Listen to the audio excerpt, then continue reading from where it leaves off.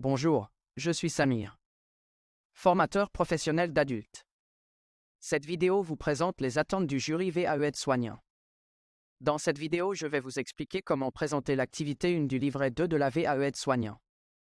L'activité 1 est consacrée à l'accompagnement d'une personne. Pour décrire cette activité, vous avez deux rubriques. Rubrique A et rubrique B. Dans la rubrique A, le jury veut vérifier si vous avez une expérience diversifiée dans l'accompagnement de la personne. Voici la question de la rubrique A. Donnez des exemples de soins et d'activités que vous avez réalisés. Voici ce que vous pouvez écrire. J'ai pour mission d'accompagner les résidents dans les actes de la vie quotidienne. Pour la toilette, pour l'habillage, j'aide au repas, j'aide à l'élimination et au déplacement en tenant compte de leurs besoins, de leur autonomie, de leurs habitudes de vie et leurs capacités. J'apporte mon aide pour les soins d'hygiène et de confort, tout en stimulant la personne pour maintenir son autonomie. Voilà ce qu'attend le jury. À présent, parlons de la rubrique B. La question est la suivante. Dans votre expérience, décrivez une situation où vous avez réalisé ces soins. Commencez par mettre un titre qui décrit la situation que vous allez présenter. Ensuite, commencez par décrire physiquement la personne, son âge, son poids, son apparence physique. Ensuite, vous pouvez décrire son comportement psychique si elle a des troubles cognitifs. Par exemple, vous pouvez aussi énumérer la pathologie ou les pathologies qui la concernent. Une fois passé cette étape de la description de la personne, vous pouvez maintenant vous consacrer à la description de la situation. Ce qu'attend de vous le jury. Lorsque vous décrivez par exemple une douche, comment vous commencez, comment vous faites. Le jury s'attend à ce que vous décrivez les besoins perturbés de la personne, ce que la personne ne sait pas faire, dépendance, et ce que la personne sait faire, indépendance, et comment vous allez lui apporter votre aide, accompagnement à la réalisation de l'acte de soin. Deuxième question de l'activité 1. Comment avez-vous fait? Comment avez-vous adapté ces soins à la situation de la personne? Il faut expliquer pour cette question, comment vous aidez la personne pour la toilette. Pour l'habillage. L'élimination et le déplacement.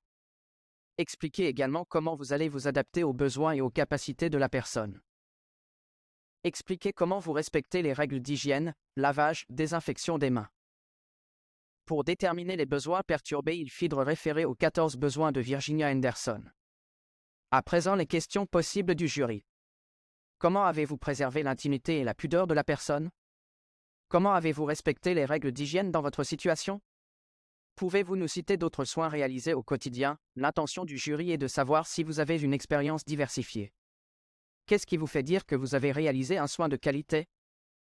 Bien, je passe le relais à ma collègue de travail, Gisèle, qui va vous présenter un exemple de description d'un accompagnement d'une personne dans la vie quotidienne.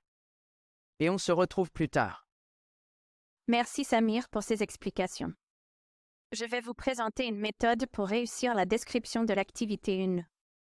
C'est la méthode 2QOCP. Qui? Quand? Où? Comment? Pourquoi? Je commence. Qui? Présenter la personne ne mettre que les initiales pour des raisons évidentes de secret professionnel, âge, son IMC, son GIR, ainsi le jury peut évaluer son degré d'autonomie, ce qu'elle est capable de faire ou non, sa pathologie principale, la date d'entrée dans l'institution, et tout autre élément. Quand? Situer le moment où la situation se déroule, le jour, la nuit, le matin ou après ou avant le petit déjeuner. Où? Situer le lieu dans la chambre de la patiente, au restaurant de l'institution, durant l'animation.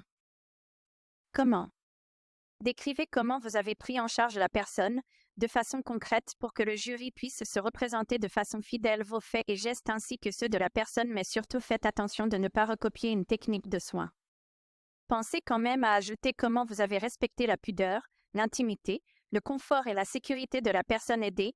N'oubliez pas les règles d'hygiène, lavage des mains ou désinfection. Pourquoi?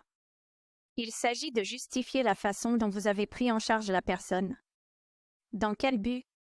À partir de quoi? Pourquoi une toilette au lit et pas au lavabo? Réponse. Vous avez décidé de cette forme de prise en charge à partir des besoins perturbés de la personne et de ses capacités. Justifiez votre choix de travail comme cela et non autrement. Cela doit être un choix réfléchi et non une habitude que vous avez prise de faire une toilette. Pour conclure, il faut donner des informations générales sur la personne. Attention à respecter son anonymat, Donnez aussi des informations spécifiques qui vont permettre au jury de comprendre pourquoi vous avez agi de cette manière et non autrement. À travers cette description, le jury doit se rendre compte que vous savez accompagner une personne. Voilà. Cette méthode vous sert de fil conducteur pour décrire une situation. Je passe maintenant la parole à Samir et je vous souhaite de réussir dans votre projet professionnel. Merci Gisèle pour avoir participé et partagé cette méthode. Quant à nous, on se retrouve dans une prochaine vidéo consacrée à l'activité 2. Je me tiens à votre disposition pour répondre à vos commentaires. N'oubliez pas de liker cette vidéo si vous l'avez appréciée et vous abonner pour recevoir notre prochaine vidéo. Je vous souhaite une bonne journée.